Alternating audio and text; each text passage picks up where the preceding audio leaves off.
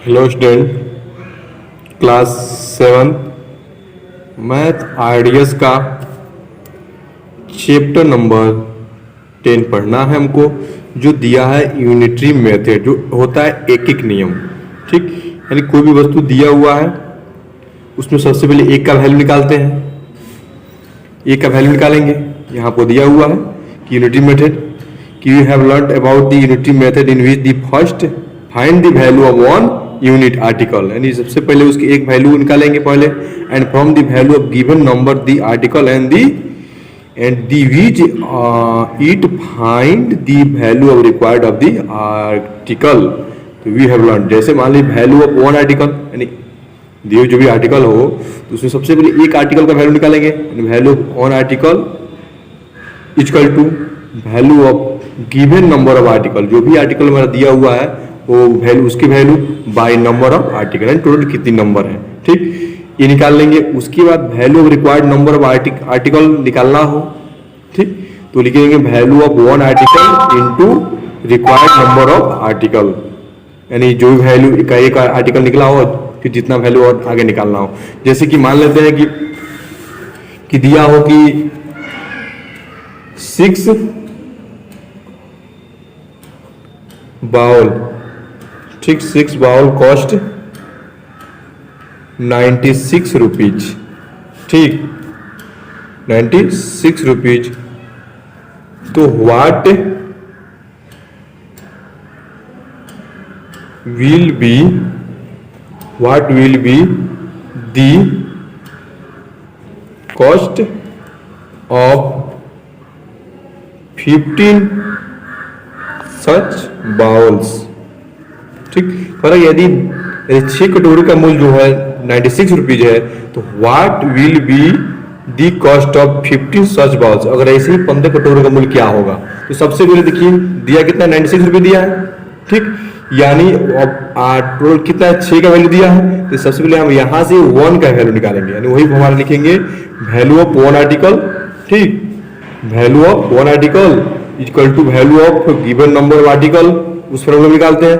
तो सबसे पहले यहाँ क्या करेंगे, लिखेंगे cost of 6 bowl equal to 96 rupees. ठीक, अब उसी पर क्या करेंगे, फिर कॉस्ट ऑफ यहाँ एक का निकालेंगे। अभी बताया ना कि सबसे पहले वैल्यू एक वैल्यू का निकालते हैं, उसके बाद फिर अगले जो पूछता है उतना भी निकालते हैं।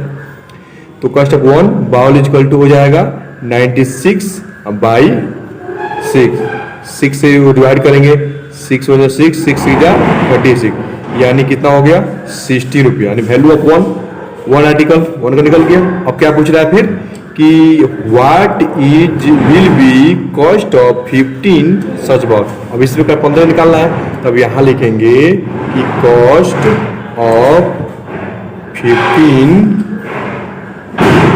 बाउल इक्वल टू क्या, एक तो 60 निकला, कितना निकालना 15, 16 इंटू 50 इक्वल टू हो जाएगा 240 रुपीज।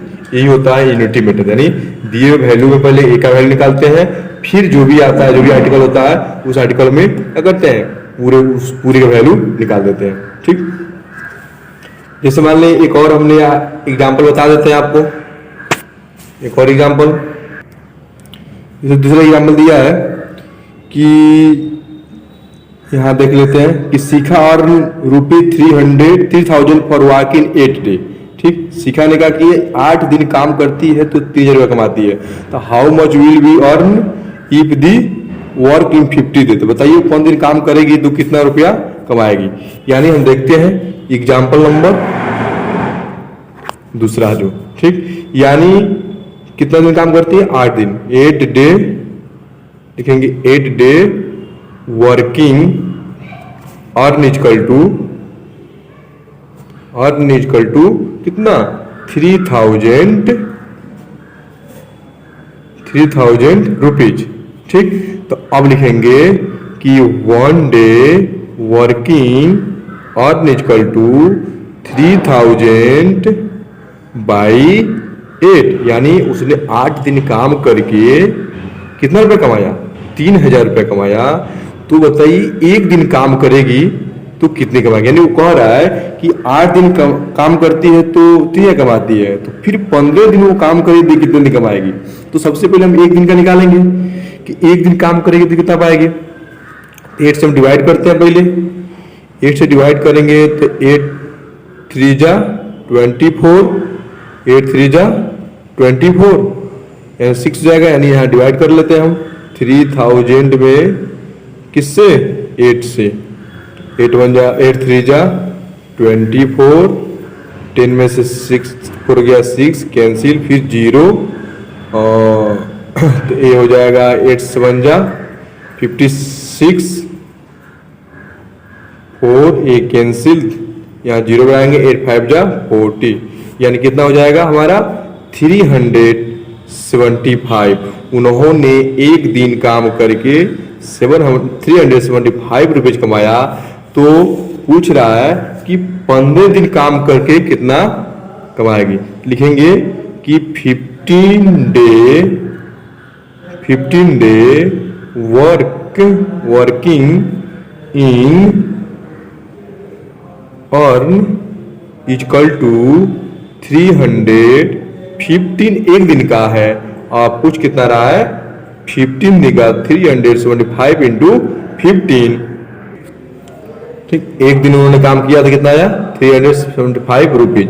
उसी प्रकार आप पूछेगा 15 डे वर्किंग इन अर्न, यानी 15 दिन काम करके कितना कमाएगा। तो 15 अर्न इक्वल टू 375, तो 1 दिन का है इंटू 15, ठीक। तो इसका मल्टीप्लाई कर देंगे तो हो जाएगा 5625 रुपीज, यानी उन्होंने 5625 रुपया कितने दिन में कमाया 15 दिन काम करने के बाद, ठीक है। इस प्रकार और इसका एक्सरसाइज है, एक्सरसाइज इस प्रकार है, और क्या बोलते हैं एग्जाम्पल भी इस तरह का है। कोशिश करेंगे जितना सॉल्व हो जाए सॉल्व करेंगे, और जो भी प्रॉब्लम होगी वीडियो में कमेंट करेंगे। तो फिर जो क्वेश्चन आप लोगों को फंसा रहेगा, प्रॉब्लम होगी जिस क्वेश्चन में, उस क्वेश्चन को मैं सॉल्व करके फिर आपको फिर भेजूंगा।